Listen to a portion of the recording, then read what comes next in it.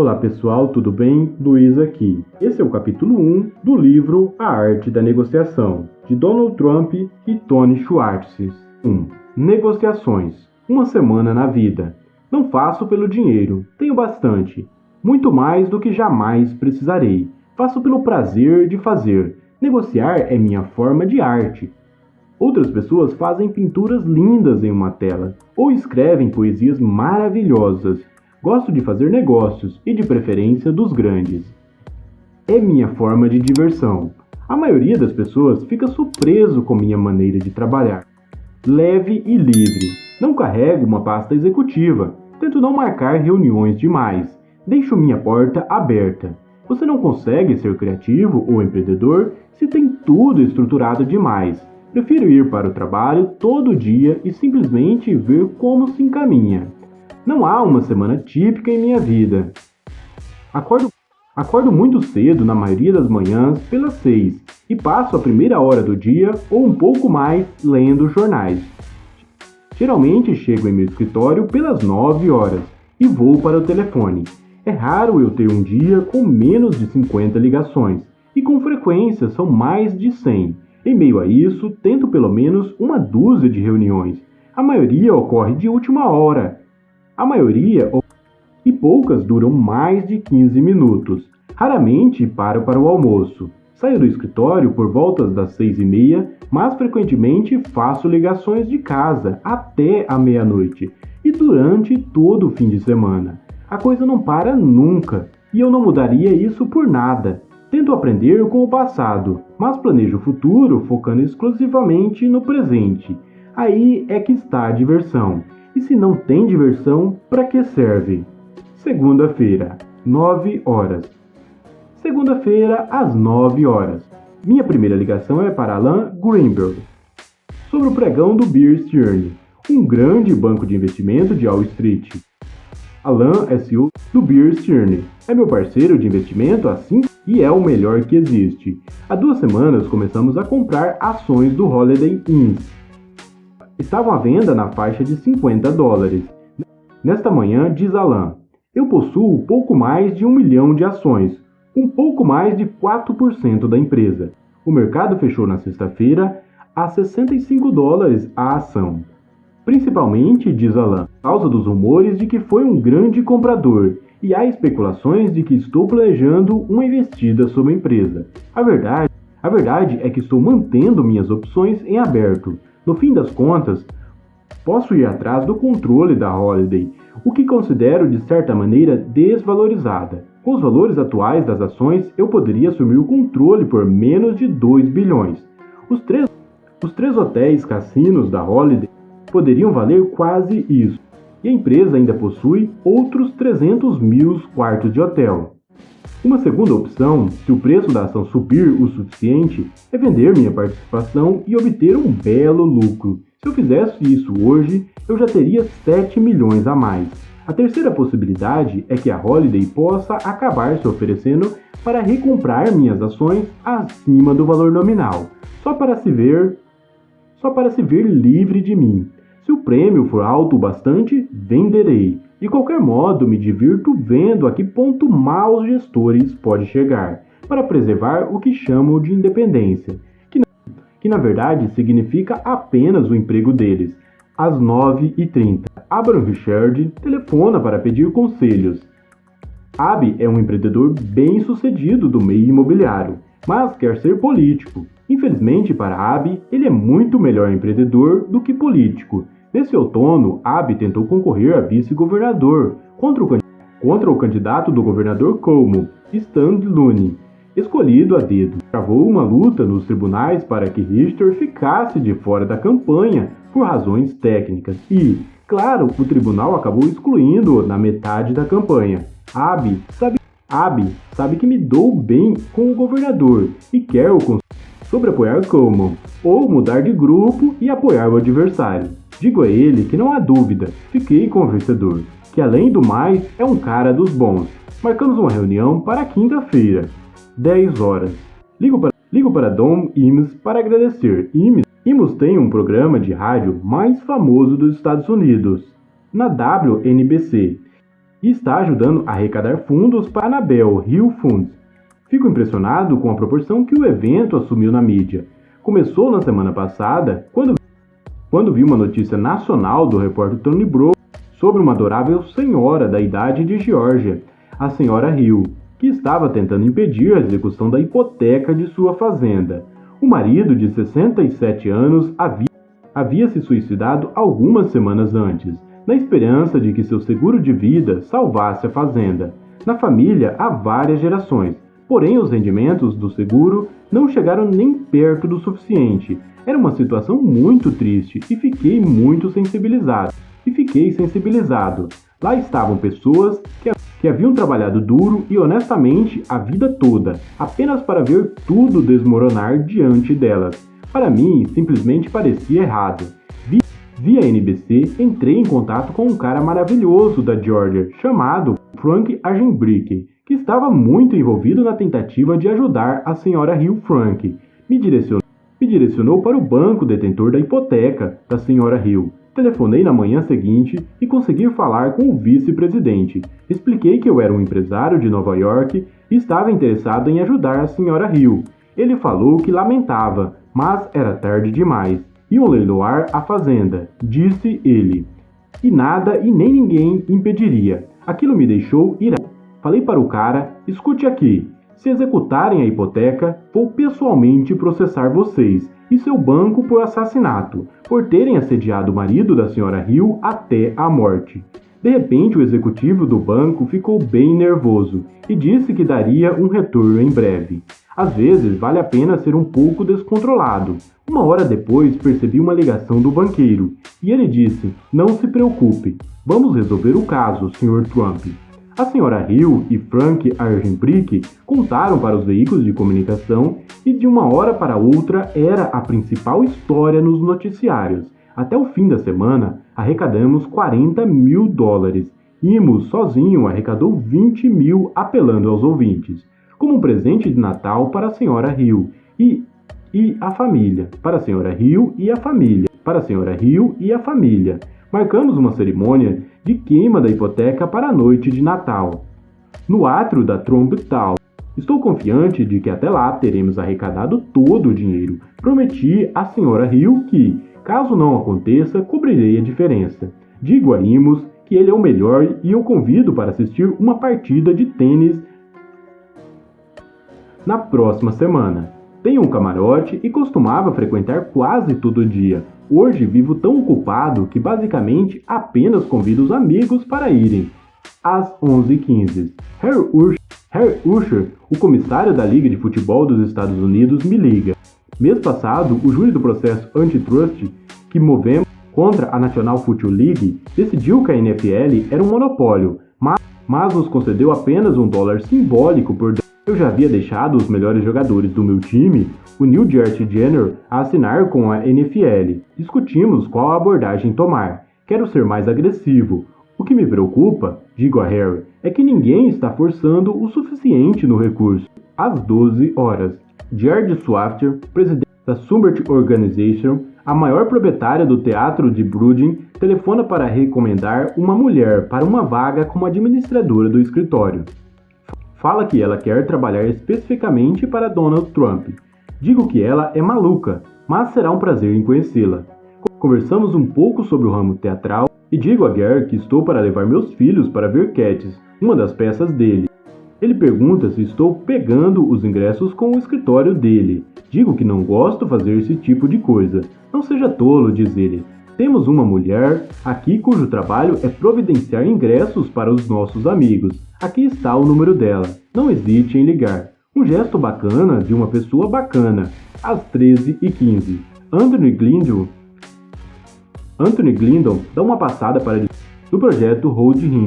Glidman foi comissário de habitação na gestão de Ed Koch. Na época brigamos muito e, embora eu acabasse derrotado nos tribunais, sempre o considerei brilhante. Não guardo o rancor das pessoas que se opõem a mim.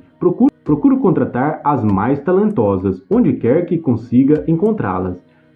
Tony tem ajudado a coordenar a reconstrução do rink de patinação de Holmen no Central Park, um projeto em que a cidade errou muito feio por 7 anos. Em junho ofereci-me para fazer o trabalho. No momento estamos adiantados no cronograma, e Tony conta que organizou uma coletiva de imprensa para quinta-feira, para celebrarmos um passo importante da construção, a colocação do concreto. Não me parece um evento de imprensa, e pergunto se é provável que alguém apareça. Ele diz que pelo menos 12 meios de comunicação confirmaram a presença. Fim dos meus julgamentos sobre o que é notícia. 14 horas. Depõe numa ação judicial que movemos contra uma empreiteira da Trump Tower. Na metade do serviço tivemos que demitir a empresa por total incompetência e estamos processando por perdas e danos. Odeio processos e depoimentos, mas a verdade é que, se você está certo, tem que marcar uma posição, ou as pessoas passam por cima. De qualquer maneira, eu não teria como evitar depoimentos, mesmo que jamais movesse um processo. Hoje em dia, se o seu nome é Donald Trump, parece que todo mundo quer processá-lo. Às 15 horas. Peço a Norma Foder, minha assistente executiva, e a pessoa que mantém minha vida organizada, para trazer o almoço. Uma lata de suco de tomate. Quase nunca saio porque na maioria das vezes é perca de tempo. Às 15h15. Dou uma ligada para Sir Charles Goldstein. Ele não está, então deixo uma mensagem. Ele é um advogado bem sucedido do mercado imobiliário, mas não é dos meus preferidos. Tenho certeza de que Charles Gold é do Brownish, mas é um cara cheio de pompa e tem uma tendência de agir como se fosse da realeza. Por isso o chamo de Sir Charles. No fim da semana fiquei sabendo que Lee e a louca contratou Sir Charlie para representá-lo em uma negociação em Palm Beach, na qual Lee e eu pretendemos ser sócio. Lee não tinha como saber de minha experiência passada com Sir Charles.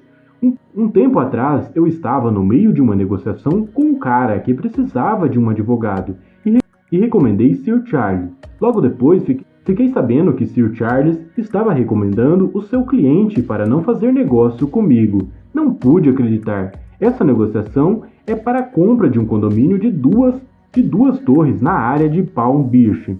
Tem uma casa em Palm Beach, um lugar espetacular chamado Mar a Lago. Em um dia no inverno passado, quando fui passar um fim de semana, saí para almoçar com amigos. No caminho, um par de lindas torres brancas reluzente atraiu meu olhar. Fiz algumas ligações, soube que foram construídas por uns 120 milhões e que um grande banco de Nova York tinha acabado de executar a hipoteca dos construtores. Quando vi, estava fechando o negócio para comprar o projeto por 40 milhões de dólares. Um amigo em comum, William Fugaz, foi o primeiro a comentar que Lee e eu deveríamos fazer um negócio imobiliário juntos. Considero Lee um empresário espetacular. Fez maravilhas para a Shirley dar a volta por cima e gosto muito dele pessoalmente. Uma coisa leva a outra e começamos a conversar sobre as torres. É um investimento considerável e não tenho certeza de que Lee esteja absolutamente certo de que queríamos ir em frente com esse projeto. Se o caso é esse, ocorre-me que ele tomou a decisão perfeita ao contratar um advogado de quem eu não gosto. E é exatamente o que pretendo dizer a Sir Charlie quando ele retornar a ligação. Às 15h30, ligo para minha irmã, Marianne Berry, para discutir o resultado recente de minha ação judicial que estávamos contestando em Atlantic City. Marianne é juíza da Corte Federal de New Jersey e seu marido é um advogado talentoso que contratei em várias ocasiões. Você acredita que decidiram contra nós? Questiono. Marianne é muito inteligente, obviamente sabe muito mais sobre leis do que eu e fica tão surpresa quanto eu. Digo que providenciei o envio de todos os dossiês do caso para Johnny imediatamente porque quero que ele trate do recurso. Às 16 horas, vou para nossa sala de conferências para ver slides de possíveis decorações de Natal para o saguão de Trump. O espetacular atrito de mármore de 6 andares tornou-se um dos principais pontos turísticos de Nova York. Mais de 100 mil pessoas de todo o mundo vêm visitar e fazer compras toda a semana. e agora é um símbolo da organização Trump, e é por isso que ainda me envolvo em detalhes como o tipo de decoração de Natal que devemos usar. Não gosto da maioria do que me mostram. Por fim, vejo uma enorme e magnífica guirlanda dourada para a entrada do prédio e decido que devemos usar somente a ela. Às vezes, não frequentemente, mas às vezes, menos é mais. Às 16h30, Nicholas Hibbs, advogado de New Jersey que tratou do licenciamento dos meus 2 cassinos em Atlantic City, liga para dizer que está indo para Sydney, Austrália, para examinar um negócio no qual estou interessado. Ele diz que é um voo de 24 horas e comento que estou feliz de que seja ele que esteja indo e não eu. Talvez o negócio realmente valha a viagem. O governo de New South Wales está em um processo de escolha de uma empresa para a construção e a operação do que imaginamos como o maior cassino do mundo. Somos líderes no setor, e Nick está indo encontrar-se com a pessoa-chave do governo. Diz que vai ligar da Austrália assim que tiver notícias. Às 17h15, ligo para Henry Kanigsberg, executivo da NBC, responsável pela escolha de um novo local para a série de rede de TV. Estamos cortejando a NBC há mais de um ano. Tentamos fazer com que ela se mude para o nosso terreno no West Side Weir, 78 acres ao longo do rio Hudson, que adquiri há um ano e para o qual anunciei planos de construir o edifício mais alto do mundo. Sei que Henry viu nossos últimos planos para o local e estou monitorando. Mencionei que a Bloomingdale's está louca para ser a loja âncora em nosso shopping center, o que vai dar muito prestígio para o local. Também digo que a cidade parece muito animada com nossos últimos planos. Por fim, falo que esperamos ter uma aprovação preliminar nos próximos meses. Karnenberg parece entusiasmado. Antes de ligar, bota uma pilha para que a NBC instale seus escritórios no prédio mais alto do mundo. Pense nisso, digo, é o símbolo máximo. Às 17h45, meu filho de 9 anos, Donnie, liga para saber a que horas chegarei em casa. Sempre atendo as ligações dos meus filhos, não importa o que eu esteja fazendo. Tenho 2 outros, Ivana de 6 anos e Eric de 3. E à medida que crescem, ser pai fica mais fácil. Adoro os 3 filhos, mas nunca fui muito bom em brincar de carrinho ou de boneca. No momento, Donnie está começando a se interessar por construção, mercado imobiliário e esportes, e isso é o máximo. Falo para Donnie que irei para casa assim que puder, mas ele insiste em saber a hora. Talvez ele tenha os meus genes. O moleque não aceita um não como resposta. Às 18h30. Após várias outras ligações, deixo o escritório e pego o elevador para o meu apartamento na parte residencial da Trump Tower. Claro que tenho a tendência de fazer alguma ligação quando chego em casa. Terça-feira, às 9h. Ligo para Ivan Boesky, investidor no mercado de ações. Boesky e a esposa são sócios majoritários do Beverly Hills Hotel e acabo de ler que decide vendê-lo. Não faço ideia de que 2 semanas depois dessa ligação, Boesky vai declarar culpado de uso indevido de informações privilegiadas e que o verdadeiro motivo para estar ansioso para vender o hotel é que precisa levantar dinheiro rápido. Minha ideia é contratar Steve Rubin e Ian Schrager, os criadores do Estúdio 54 e do Palladium, para gerenciar o Beverly Hills Hotel para mim. Steve é um promotor incrível e faria o hotel bombar de novo. Falo para Boesky que estou muito interessado. Ele diz que Morgan Stanley e Company está tratando da negociação e me ligarão de lá em breve. Gosto de Los Angeles. Passei vários fins de semana por lá na década de 1970 e sempre me hospedei no Beverly Hills. Mas não deixarei minhas preferências pessoais afetarem meus julgamentos. meu julgamento nos negócios. Por mais que goste do hotel, só tenho interesse se conseguir um preço muito melhor do que estão pedindo agora. Às 9h30, a Langberg liga. Compramos mais 100 mil ações da Holiday e elas subiram 1,5%. O mercado acionário é muito ativo. Conto para Alan que fiquei sabendo que os poderosos da Holiday estão em pânico e fazendo reuniões de emergência para discutir como reagir a mim. Alan diz que acha que a Holiday vai adotar algum tipo de pílula envenenada, como forma de rechaçar qualquer tentativa minha de uma aquisição hostil. Nossa ligação dura menos de 2 minutos. Essa é uma coisa que adoro em Alan. Ele nunca perde tempo. Às 10 horas. Tenho uma reunião com os empreiteiros responsáveis pela construção de minha garagem, de 2,7 mil vagas, e do centro de transporte em frente à Trump Plaza, a Boardwalker, de Atlantic City. É um trabalho de 30 milhões de dólares e eles estão aqui para me dar um relatório do progresso. Dizem que estamos dentro do prazo e abaixo do orçamento.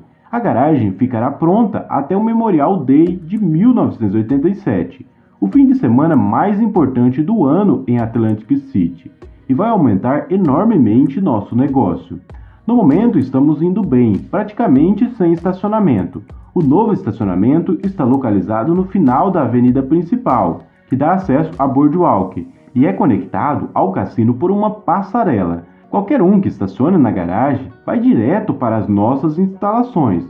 Às 11 horas, tenho uma reunião com um importante banqueiro de Nova York, em meu escritório. Ele veio tentar fechar negócios, e mantemos uma conversa genérica sobre acordos que estou considerando. É engraçado o que aconteceu. Agora os banqueiros vêm a mim para perguntar se eu teria interesse em fazer um empréstimo. Eles entendem de apostas seguras. Às 12h15. Norma entra e diz que temos que transferir a coletiva de imprensa do Roman Rink de quinta para quarta-feira. Henry Stirner, o comissário de parques de Nova York, tem um conflito. Na quinta, ele também está agendado para inaugurar o novo playground do Central Park no Upper East Side, patrocinado pela cantora Diana Ross. O problema é que não tem como deslocarmos nossa betorneira, que foi o motivo principal para a coletiva de imprensa. Mas quer saber, vou dar um jeito, e vai dar certo. Não quero causar complicações para Henry. Semana passada, meus seguranças não deixaram ele entrar no Hollywood sem meu consentimento por escrito. Exageraram na dose de segurança. Como dá para imaginar, Henry não ficou nada feliz.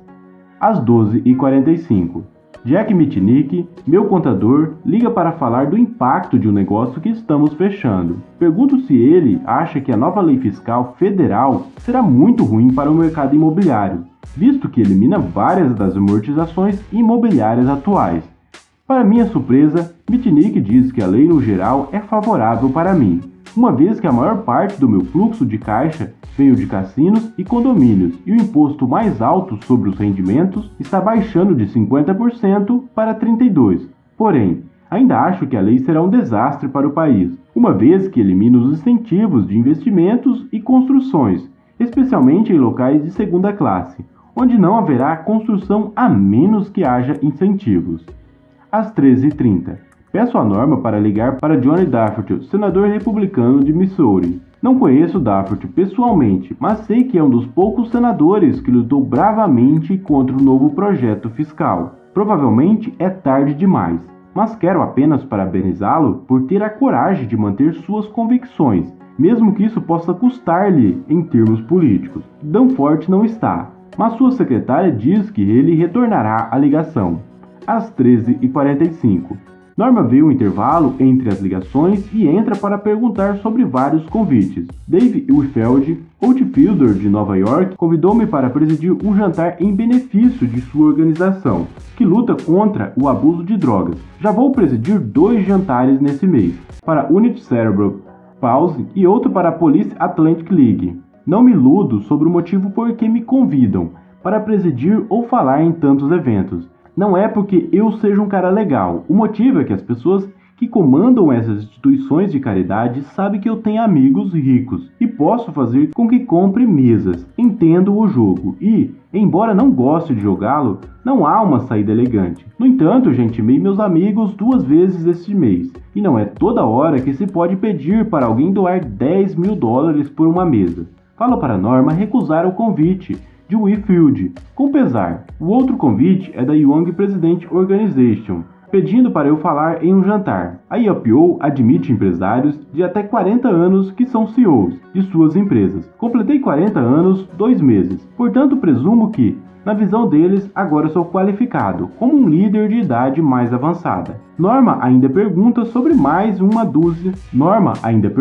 mais sobre meia dúzia de convite para a festa. Digo sim para duas. Uma é a de Alice Masson, corretora de imóveis que conseguiu transformar-se em uma socialite importante, atraindo as pessoas mais descoladas para suas festas.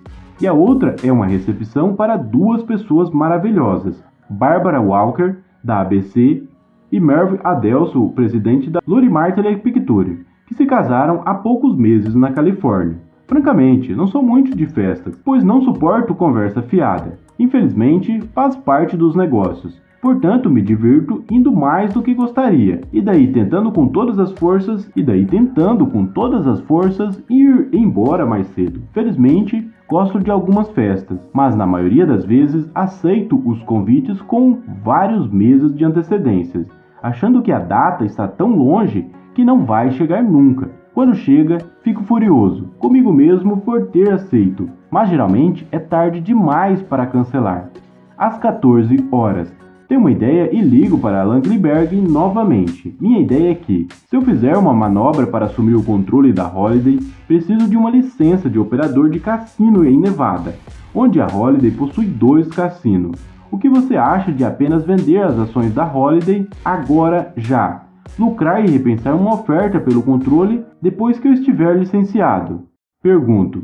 Alan fala para ficarmos firmes no que já temos. Eu concordo, por enquanto. Gosto de me manter o máximo de opções possíveis em aberto. Às 14h15. Johnny Danforth retorna a ligação. Temos uma conversa agradável e falo que ele continua fazendo um bom trabalho. Às 14h30. Retorna a ligação para um dos proprietários do Dunes Hotel em Las Vegas.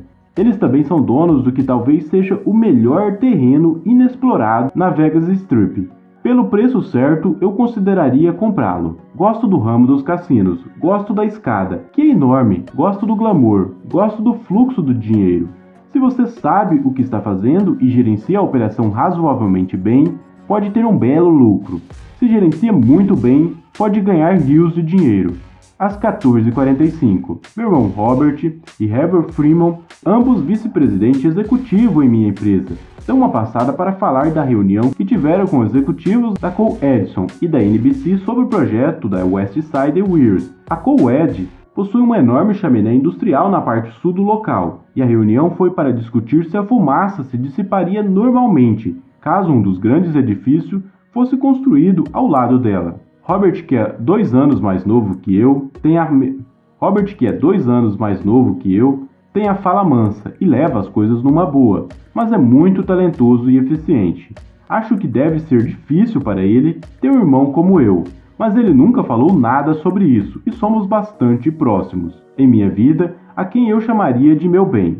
Robert se dá bem com quase todo mundo, o que é ótimo para mim, pois às vezes tenho que ser malvado, e Herbert é diferente, é prático, poucos sorrisos, mas possui uma mente analítica absolutamente brilhante. Fico feliz em saber que o pessoal da Co-Ed falou para os executivos da NBC que não há motivos para acreditar que a presença do prédio da NBC afete a chaminé. Infelizmente, a Co-Ed não terá a última palavra. Antes de podermos conseguir as aprovações, teremos que possuir uma declaração de impacto ambiental independente.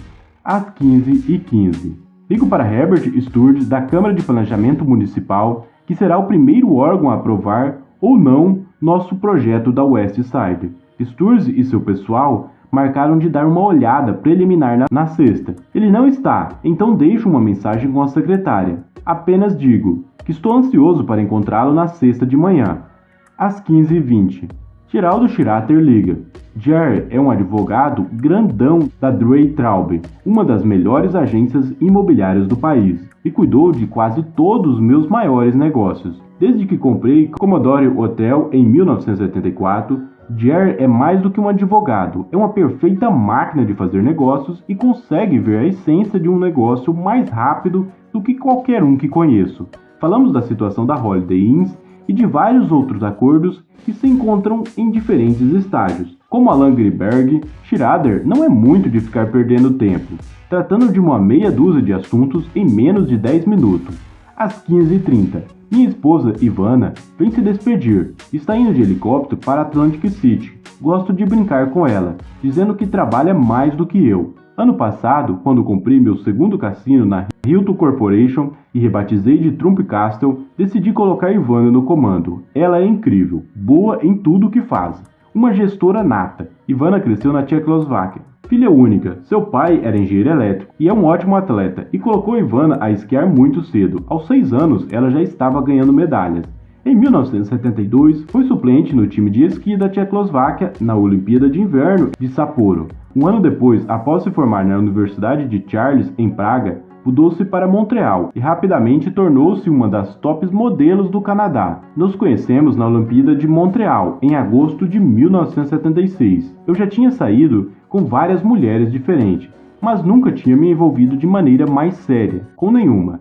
Ivana não era alguém com quem eu saísse casualmente. 10 meses depois, em abril de 1977, estávamos casados. Quase de imediato, dei a ela a responsabilidade da decoração de interiores dos projetos que tinha em andamento. Ela fez um excelente trabalho. Ivana talvez seja a pessoa mais organizada que conheço. Além de criar 3 filhos, coordena nossos 3 lares, o apartamento Trump Tower, Mar a Lago, nossa casa em Greenwich e agora também gerencia a Trump Castle, com aproximadamente 4.000 funcionários. A Trump Castle está muito bem, mas fico no pé de Ivana por ele ainda não ser o número 1. Falo que ela tem a maior instalação da cidade, portanto deveria ser a mais lucrativa. Ivana é quase tão competitiva quanto eu e insiste que está em desvantagem com o Castle. Diz que precisa de mais suítes. Não interessa que construir as suítes custará 40 milhões de dólares. Tudo que ela sabe é que não ter as suítes estão prejudicando os negócios e dificultando para que seja a número 1. Só digo uma coisa, eu não apostaria contra ela. Às 15h45, o vice-presidente executivo de marketing da divisão Cadillac da General Motors está no telefone.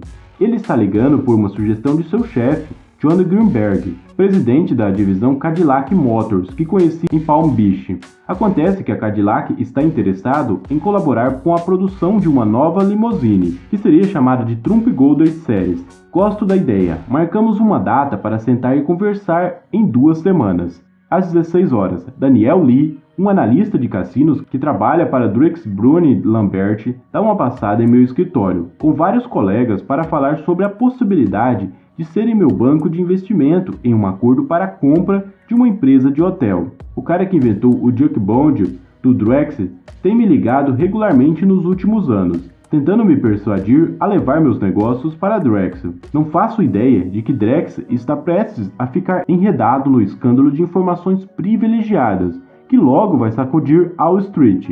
De qualquer maneira, considero Mike um cara brilhante. Porém, Alan Greenberg é excepcional. E sou leal às pessoas que me prestam um bom serviço. Escuto o que Lee e seus colegas têm a dizer sobre seus negócios, mas na verdade não fico muito empolgado. Fica combinado que darei um retorno. Às 17 horas, Larry Kisoka, ex-running back no Miami Dolphins, me liga. Tem uma ideia para manter a USFL viva. Quer fazer uma fusão com a Canadian Football League.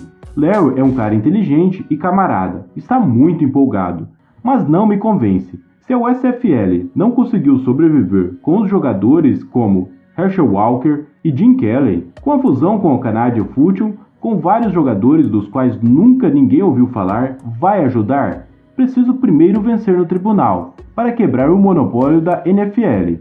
Às 17h30, ligo para Kelvin Klein, o estilista, para parabenizá-lo. Quando o Trump Tower abriu, Kim pegou o andar inteiro do escritório para sua nova linha de perfumes, a Obsession. Os negócios foram tão bem em um ano que ele expandiu para o 2º andar. Agora está melhor do que nunca. Por isso, ele vai pegar um 3º piso. Tenho muita admiração por Kelvin e digo isso a ele. Ele é um estilista muito talentoso e também um vendedor e empresário muito bom. E é a combinação dessas qualidades que fazem ele tão bem sucedido. Às 18 horas, rascunho, uma carta de Paul Goldberg, crítico de arquitetura do New York Times, umas semanas atrás, na coluna de domingo, Goldberg publicou uma crítica maravilhosa sobre o design do Better Park City, o novo empreendimento de Lower Manhattan. Também o chamou de contraste incrível, como que afirmou que estamos fazendo no projeto Television City, no terreno West Side. Em outras palavras, acabou com a gente. Só tem uma coisinha, estamos no meio da elaboração do nosso projeto, com novos arquitetos e conceitos, e ninguém, incluindo Goldberg, viu nosso plano. Ele arrasou um projeto que ainda não viu. Prezado Paul, escrevo, seu recente artigo é uma óbvia prévia da crítica negativa que pretendo fazer sobre a Television City. Não importa o quanto seja maravilhoso, pense comigo. Se você for negativo o suficiente, pode até convencer a NBC a se mudar para Nova Jersey. Meu pessoal fica falando que não devo escrever cartas desse tipo para os críticos. Na minha opinião, os críticos falam o que bem entende do meu trabalho. Então por que eu não poderia fazer o mesmo? Quarta-feira, às 9 horas. Vou com Ivana procurar uma escola particular para minha filha. Se há 5 anos alguém dissesse que eu passaria as manhãs analisando salas de jardim de infância, eu teria dado risada. Às 11 horas. Tem uma coletiva de imprensa do Roman Rink. Quando chego lá, fico impressionado. Há no mínimo 20 repórteres e fotógrafos reunidos. Henry Stirner, comissário dos parques da cidade, é o primeiro a pegar no microfone, e é só elogios a mim. Diz que se a prefeitura tentasse se encarregar da reforma em curso, agora estaríamos esperando a aprovação do conselho diretor, para que Donald Trump já fez. Quando chego minha vez, explico que colocamos 35 quilômetros de canos. Testamos minuciosamente e não há vazamento, e o projeto está no mínimo um mês adiantado no cronograma, e uns 400 milhões de dólares abaixo do orçamento. Anuncio também que marcamos uma grande inauguração para 13 de novembro e que planejamos uma apresentação para esse dia, com os melhores patinadores do mundo. Quando termino, os repórteres fazem milhões de perguntas. No final, Henry e eu descemos até o rink. Se não podemos fazer a concretagem para valer, pelo menos faremos um cerimonial. 2 operários trazem um carrinho de mão cheio de concreto fresco até nós. Henry e eu colocamos umas pás de concreto em cima dos canos, enquanto os fotógrafos fazem cliques. Por mais que eu já tenha feito essas coisas, tenho que admitir que ainda acho um pouco ridículo. Pense, 2 caras em ternos de risca de giz manejando pás com concretos frescos, mas gosto de ser complacente. Enquanto quiserem registrar, vou pegar na pá.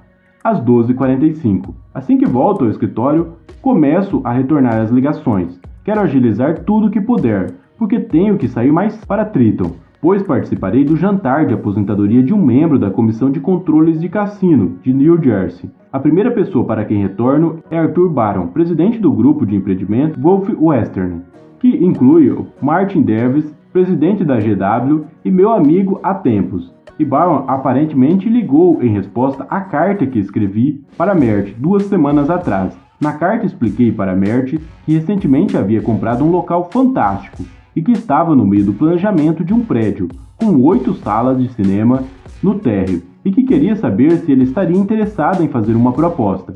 Como você sabe, escrevi.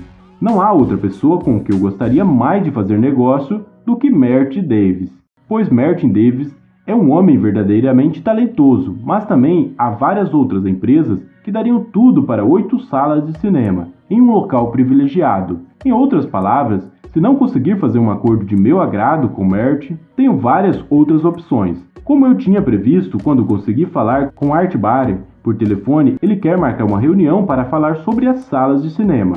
Agendamos para a próxima semana, às 13h30. Retorna uma ligação de Arthur Sonnebick, um dos mais importantes corretores imobiliários da cidade. Há 3 semanas, Arthur ligou falando que tinha alguns clientes estrangeiros interessados em comprar a West Side Weirs. Não mencionou nomes, mas disse que era gente séria e que estavam preparados para fazer uma oferta considerável pelo local, muito mais do que os 100 mil dólares que havia pago há um ano.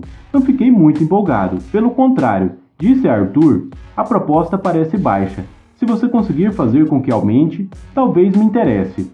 Agora, Arthur está ligando para fazer um relatório da situação. A verdade é que realmente não quero vender a Weirs por preço algum. Para mim, aqueles 100 acres com vista para o rio Hudson são o melhor local do mundo para um empreendimento imobiliário. Por outro lado, não quero descartar opções. Arthur fala que seus clientes ainda estão muito interessados e que não há possibilidade de aumentarmos um pouco, mas duvida que suba muito mais. Continuo pressionando. Continue pressionando, digo a ele. às 14 horas. O empreiteiro que está construindo minha piscina em Mar-a-Lago está no telefone. Estou ocupado, mas atendo mesmo assim. Não estamos medindo esforços para construir uma piscina, de acordo com o projeto original da casa, e quero ter certeza de que cada detalhe esteja correto. A compra de Mar-a-Lago foi um grande negócio, embora tenha comprado para morar e não como um verdadeiro investimento imobiliário. Mar-a-Lago foi construído no começo da década de 1920 por Marjorie Mayherter Post, herdeira da fortuna dos cereais Post, situada em 20 acres com vistas tanto para o Oceano Atlântico quanto para o Lake Worth. A casa levou 4 anos para ser construída e possui 118 peças.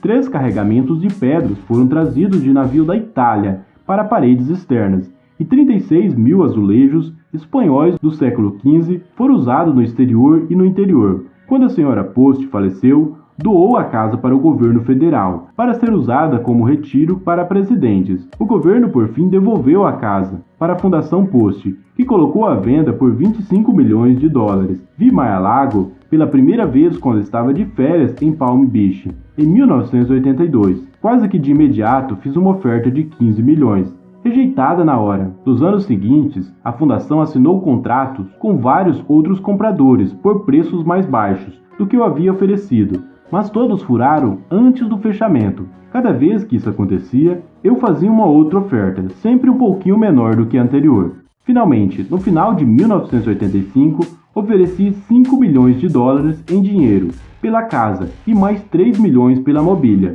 Aparentemente, a fundação estava cansada de acordos quebrados. Aceitaram minha oferta e fechamos um mês depois.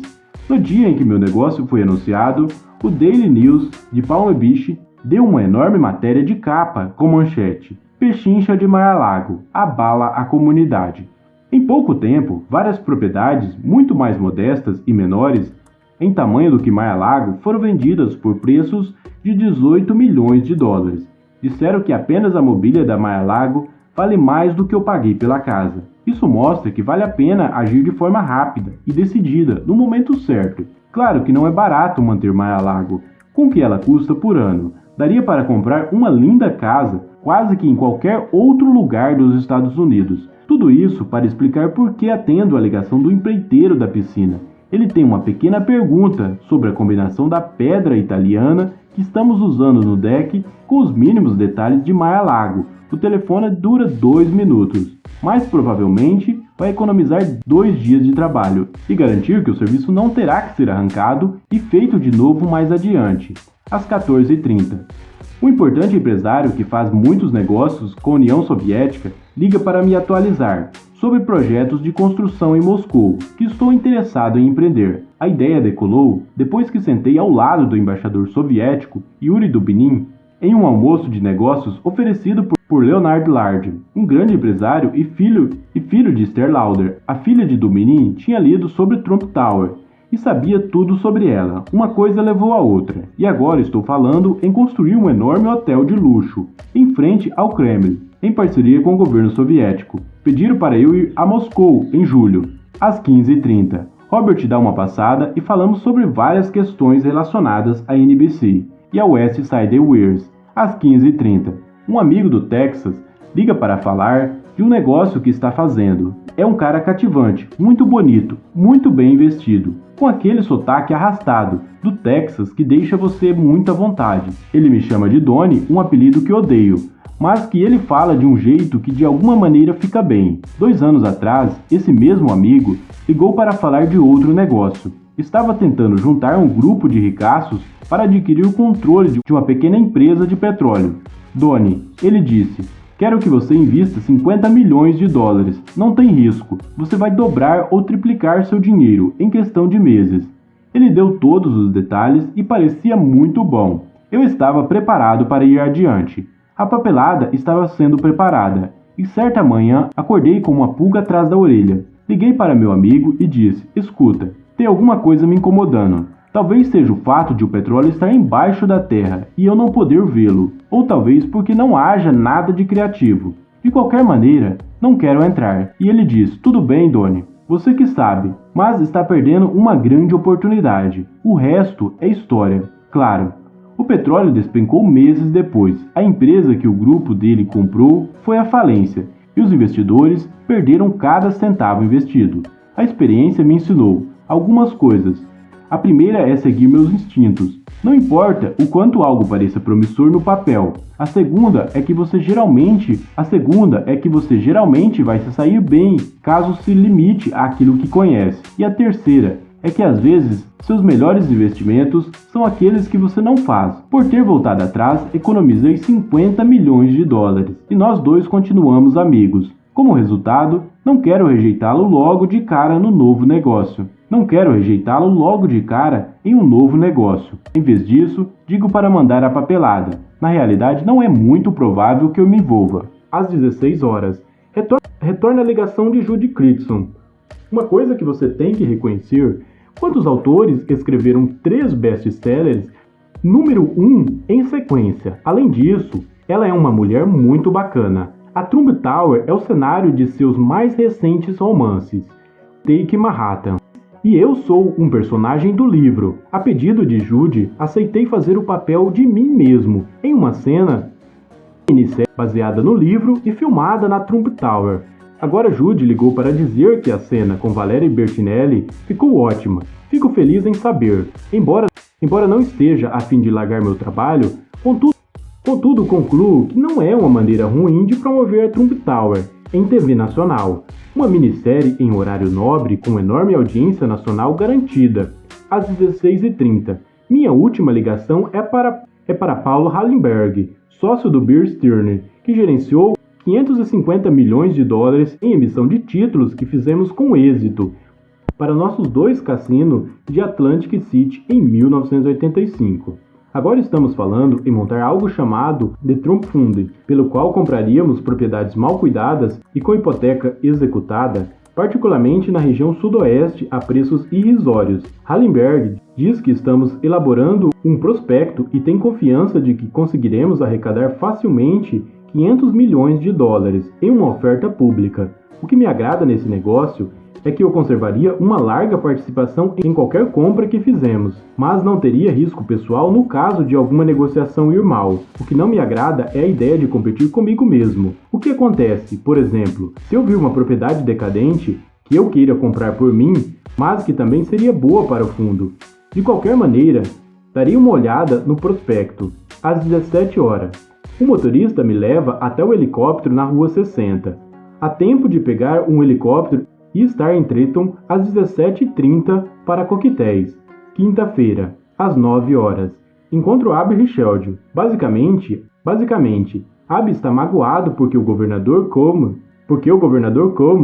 em pessoa, liderou uma briga para tirá-lo das eleições. Digo a Abby que entendo como ele se sente, mas que o governador é um cara do bem. E de qualquer modo seria ridículo para Abby, um democrata, de repente virar a casaca e apoiar um republicano. Também saliento que, do ponto de vista prático, Coleman está reeleito com uma vitória esmagadora, e é muito melhor ficar do lado de um ganhador do que de um perdedor. Abby é um cara bastante cabeça dura, mas no fim diz: olha, por que não pede para o governador que me ligue? Digo que farei o possível. Abby sempre foi considerado uma pessoa difícil, mas gosto muito dele e de sua família. Às 10h15. Alan Greenberg liga. O mercado baixou 25 pontos, menos de uma hora depois de abrir. Alan fala que todos estão vendendo, que praticamente todas as ações estão em baixa, mas que a Holiday está aguentando firme. Não consigo decidir se devo ficar feliz ou triste. Parte de mim quer que a Holiday despenque, para que eu possa comprar mais por um preço melhor. Quer que eu suba porque, a essa altura, toda vez que a ação sobe um ponto, ganha um monte de dinheiro a mais. Às 10h30. Harvey Myerson, advogado que cuidou do nosso processo antitrust contra a USFL, chega para a reunião. Harvey é um advogado incrível nos tribunais. Pegou um caso no qual ninguém nos deu força e conseguiu vencer com argumentos antitrust, embora só tenhamos recebido compensação simbólica por danos. Mesmo assim, desde o julgamento me pergunto se não era tanto sagaz demais para alguns julgamentos. Todos os dias ele aparecia com um dos seus lindos ternos, risca de giz, lencinho no bolso, e não estou certo de que isso pegasse bem. No geral, acho que ele fez um trabalho tão bom quanto qualquer um poderia ter feito. e ainda acredito que seja a nossa melhor esperança no recurso. Ele ainda está absolutamente convencido de que vai ganhar a apelação. Às 11h30, Stephen Reed liga. Depois de comprar as participações da Holiday Inns no Hotel Cassino Trump Plaza de Atlantic City e assumir a gerência em junho, contratei Steven para gerir o estabelecimento. Steve trabalhava como vice-presidente para Stephen Hayden no Golden Nugget. Hayden é um dos melhores negociadores e minha filosofia é sempre contratar o melhor dos melhores. Depois de longas negociações, ofereci a Hayden um emprego melhor e mais dinheiro. E ele disse sim. Acho que também gostou da ideia de trabalhar para mim e não se importou em deixar a Hayden. Hayden é muito astuto e suave, mas é também um cara muito estranho. Semanas atrás, me ligou e disse: Donald, só quero que saiba que eu e minha esposa estamos nos divorciando. Então eu falei: lamento, Steve. Ele disse: não lamente, é ótimo, ainda nos amamos, só não queremos mais ser casados. De fato, ela está aqui comigo. Quer dar um oi? Eu gentilmente declinei. Hayden está ligando para apresentar os números de agosto do Plaza, que acabaram de sair. Diz que o lucro operacional bruto foi superior a 9.038 milhões de dólares, comparado aos 3.438 milhões de dólares do mesmo período do ano passado, quando eu ainda era sócio do Holiday Inn. E eles geriram o local. Nada mal, digo para Steve, considerando que ainda não temos um estacionamento, mas não consigo resistir a dar uma pegada no pé dele. Agora, tudo o que você tem a fazer é deixar o hotel impecável. Sou obcecado por limpeza, e da última vez em que visitei o hotel, não fiquei totalmente satisfeito. Já estamos cuidando disso, Donald. Steve diz numa boa, já está melhorando. Às 12 horas, vou a pé até a Roman Rink para assistir à concretagem. Na manhã de hoje, todos os jornais tinham reportagens sobre nossa coletiva de imprensa. Quando chegam, a Rink está cercado por comboios de caminhões bitorneira, alinhados como em uma operação militar. A HRH, empresa de construção responsável pelo projeto, fez um trabalho fantástico, tocando a obra. Mas essa cena é a mais incrível até agora. Toneladas de concreto fresco despejado de um caminhão após o outro, dentro do rink enorme. É como ver o maior bolo do mundo ser glaçado. Embora a coletiva de imprensa tenha sido ontem, vejo vários fotógrafos e equipe de TV por todos os lados. Esse é o evento que todos esperavam. Às 13h30. Me reúno com o repórter da Fortune, que está fazendo uma matéria sobre o mercado imobiliário e as novas leis tributárias, comigo na capa. Ao contrário do que muita gente pensa, não gosto de fazer imprensa. Já me perguntaram as mesmas coisas milhares de vezes e não gosto nada de falar da minha vida pessoal. No entanto, entendo que obter mídia pode ajudar a fazer negócios e não me importo de falar a respeito deles. Apenas tento ser bem seletivo. Toda semana, Norma deve recusar 20 pedidos do mundo inteiro. E quando dou uma entrevista, sempre sou sucinto. O repórter entra e sai em menos de 20 minutos. Se eu não colocasse esses limites, poderia passar a vida inteira falando com a imprensa. Às 14h45. Um amigo meu, um pintor muito conhecido e bem-sucedido, liga para dar um oi e convidar para uma inauguração. Me divirto muito com esse cara. Porque, diferentemente de outros artistas que conheço, ele é totalmente despretensioso. Uns meses atrás, ele me convidou para ir ao seu estúdio. Estávamos por lá conversando, quando do nada ele pergunta: quer ver eu ganhar 25 mil dólares antes do almoço? Claro, respondo.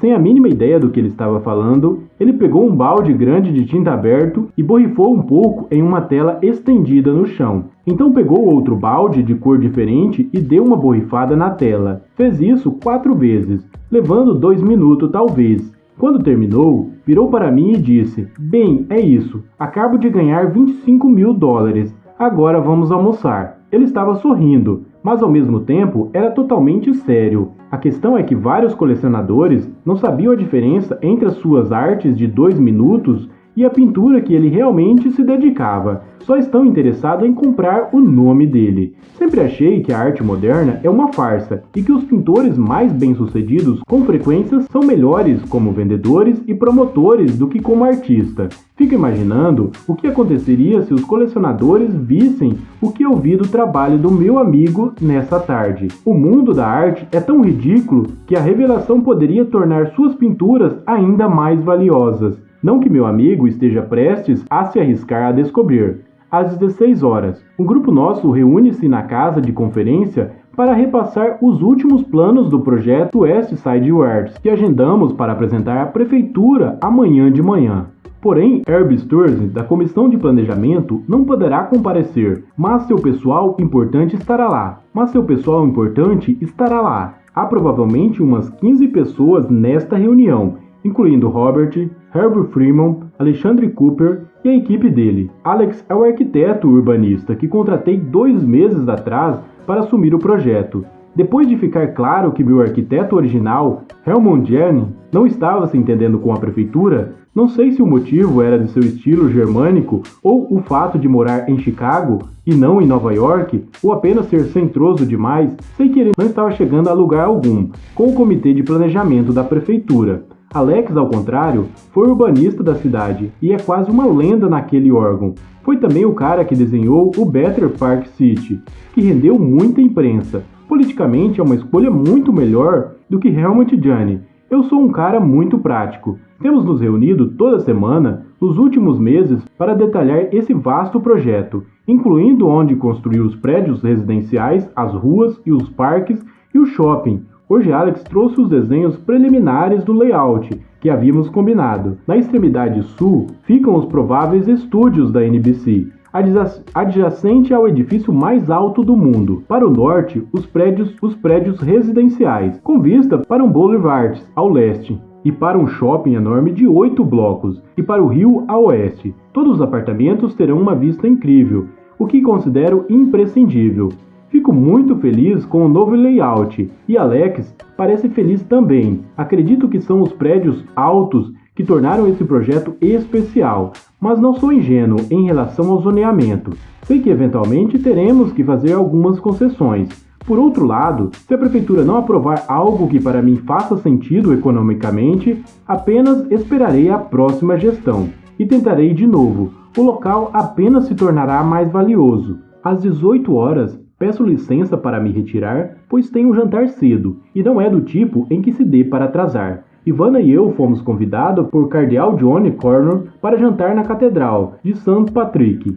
Às 19 horas, não importa com quem você já esteve ao longo dos anos, tem algo de incrível sentar-se junto ao cardeal e alguns de seus mais importantes bispos e padres em uma sala de jantar privada na Catedral St. Patrick. É difícil não ficar meio maravilhado. Falamos de política, da cidade, do mercado imobiliário e mais alguns outros assuntos. E é uma noite fascinante. Quando vamos embora, falo a Ivana o quanto fiquei impressionado com o cardeal.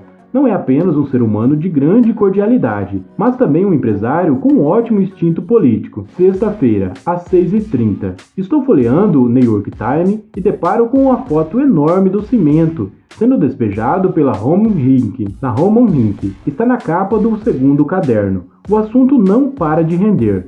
Às 9h15. Nos reunimos com a prefeitura para falar do projeto da West Side Withers. Quando todos da reunião de ontem estão lá, e conosco, 4 urbanistas, incluindo Rebecca Hodgson e Cole Owen, diretamente encarregados de avaliar nosso projeto. Alex faz a apresentação muito bem, enfatiza principalmente as coisas que sabemos que a prefeitura vai gostar: os parques públicos, o acesso fácil ao cais, as estratégias que planejamos para o trânsito fluir. No único momento em que as questões de densidade são colocadas em pauta, qual será a altura do prédio? Alex diz que ainda estamos trabalhando nisso. Quando a reunião termina, todos nós concordamos com que correu muito bem.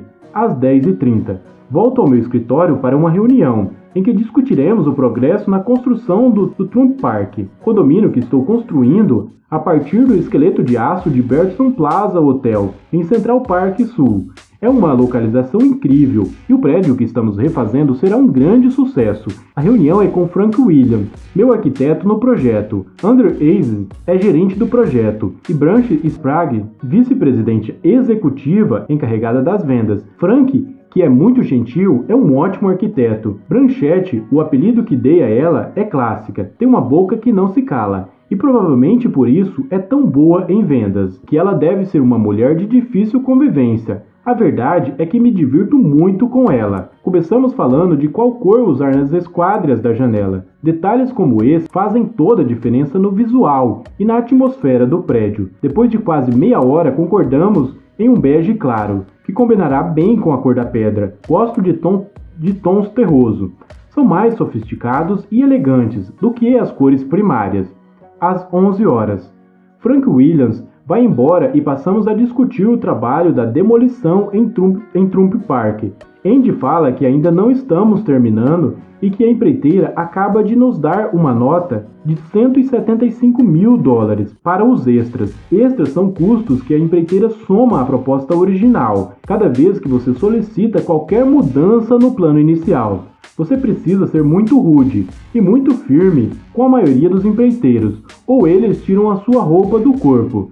Pego o telefone e ligo para o encarregado da demolição do Trump Park, Steve. Digo quando ele atende: "Aqui é Donald Trump. Escute aqui. Você tem que tirar o traseiro da cadeira e terminar logo. Você está atrasado. Quero que se envolva pessoalmente." Ele começa a dar explicações, mas eu corto. "Não quero saber. Só quero que termine o serviço e caia fora. E escute, Steve, você está me matando com esses extras. Não quero mais que você trate dos extras com Andy. Quero que trate pessoalmente comigo. Se tentar ferrar comigo nesse trabalho, você não terá uma segunda chance.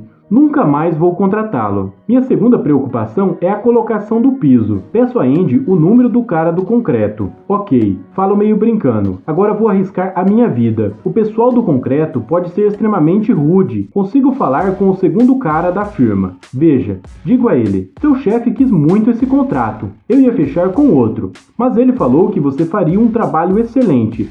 Fui lá ontem, e os trechos que vocês estão fazendo não estão parelhos com o concreto existente. Em alguns lugares há uma diferença, chega a meio centímetro." O cara não responde nada, então continuo falando: "Ninguém tem mais potencial do que o Trump para dar mais trabalho para você no futuro. Estarei construindo quando todos os outros estiverem falidos. Então faça um favor, faça direito." Dessa vez o cara responde: "Todos os caras da equipe são especialistas", diz ele. "Selecionamos os melhores para você, Sr. Trump."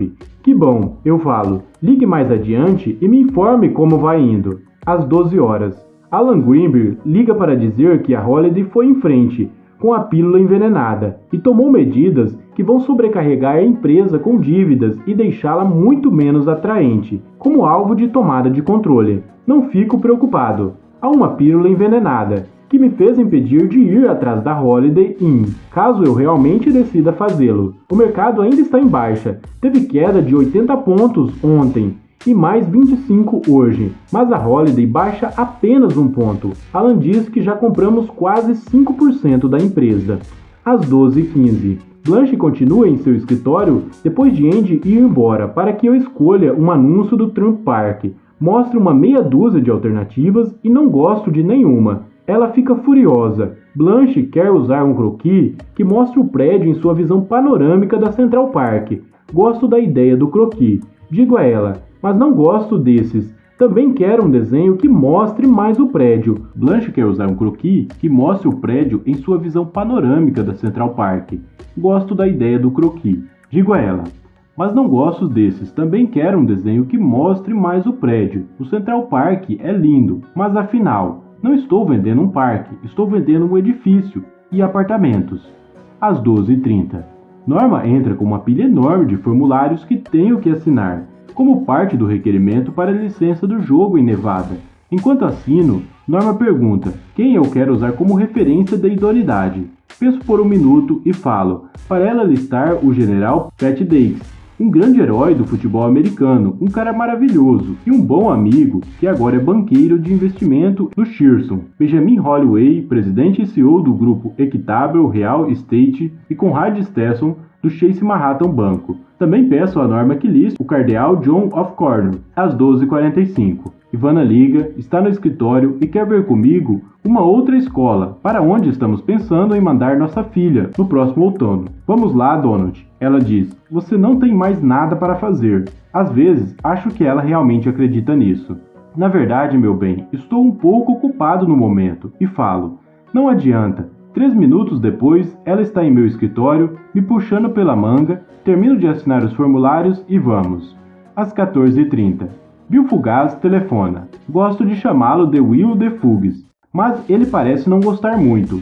Fugaz está no ramo de limousines, mas deveria ser corretor. O cara conhece todo mundo. É um dos melhores amigos de Liu e Aoka, e é a pessoa que recomendou ao cardeal que se encontrasse comigo para discutir o mercado imobiliário e nos conhecermos melhor. Fugaz perguntou como foi o jantar com o Sr. Pet na véspera, e digo que foi maravilhoso antes de desligarmos e marcarmos um golfe para o fim de semana. Às 12h45. Johnny de Alessio, o gerente de construção do meu triplex na Trump Tower, passa para discutir o progresso. Traz desenhos, com exceção do terceiro andar, onde ficam as crianças, e o telhado, onde um dia construirei um parque de 68 andares acima do chão. Rebentei o apartamento inteiro. Na verdade, me excedi um pouco. Primeiro, praticamente dobrei o tamanho pegando o apartamento ao lado. O que estou fazendo é muito próximo do que se pode chegar no século XX, a qualidade de Versalhes. É tudo sob medida. Por exemplo, o melhor artesão da Itália esculpiu à mão 27 colunas de mármores maciço para a sala de estar. Elas chegaram ontem e são lindas. Tenho condições de pagar. O melhor artesão, e quando se tratar do meu próprio apartamento, concluo. Por que me poupar despesas? Quero o melhor, custe o que custar. Olho os desenhos com Johnny e marco algumas mudanças. Então pergunto, como está indo a obra? Nada mal, diz ele. Estamos quase. Eu falo, pressione bastante. Às 15h30. Um armador grego, magnata, está no telefone. Como vão os negócios de transporte marinho? Pergunto. Ele diz que tem um acordo sobre qual gostaria de conversar. Não sei o que é, mas para algumas pessoas você não pergunta. Se não fosse grande, presumo que ele não desperdiçaria meu tempo. Marcamos uma data. Às 16 horas. Recebo uma ligação de um cara que compra e aluga aviões corporativos. Veio pensando em comprar um G4, um jatinho que a maioria das empresas usa. Digo ao cara que continua interessado em comprar o avião, mas que ele fique de olho num 727, que é o que eu realmente quero. Às 16h30. Nick Hibbs liga da Austrália. Diz que tudo está indo muito bem em nossas negociações para sermos nomeados os construtores e operadores do maior cassino do mundo. Nick me inteira dos detalhes e fala que teremos mais informações até a próxima segunda. Parece ótimo. Digo, ligue antes de pegar o avião de volta. Às 16h45. Norma diz que Dave Letterman, o apresentador de TV, está lá embaixo, no átrio da Trump Tower, filmando um dia na vida de 2 turistas de outra cidade. Ele quer saber se poderia subir para me cumprimentar. Quase nunca fico acordado até tarde o bastante para assistir a Letterman, mas sei que ele é grandão. Claro que pode, digo. 5 minutos depois, ele entra com uma câmera, 2 assistentes e um casal aspecto bacana, de Louisville, fazendo algumas piadas e falo, acho que Louisville é uma cidade maravilhosa. Talvez pudéssemos fazer uns negócios juntos lá. Letterman pergunta, quando sai um apartamento da Trump Tower? Digo que ele poderia conseguir um apartamento de um dormitório por $1 milhão. Fala a verdade, Letterman diz. Depois de alguns minutos de gracejo, é sexta-feira à tarde. Você recebe uma ligação nossa do nada e diz que podemos subir. Agora está aqui de bate-papo com a gente. Você não deve ter muito o que fazer. É verdade, Dave. Eu digo, você está certo. Absolutamente nada para fazer. Esse foi o capítulo 1 do livro A Arte da Negociação, de Donald Trump. O capítulo 2 vai aparecer no card aqui. Antes disso, inscreva-se, ative o sino de notificação e não esqueça de deixar aquele comentário.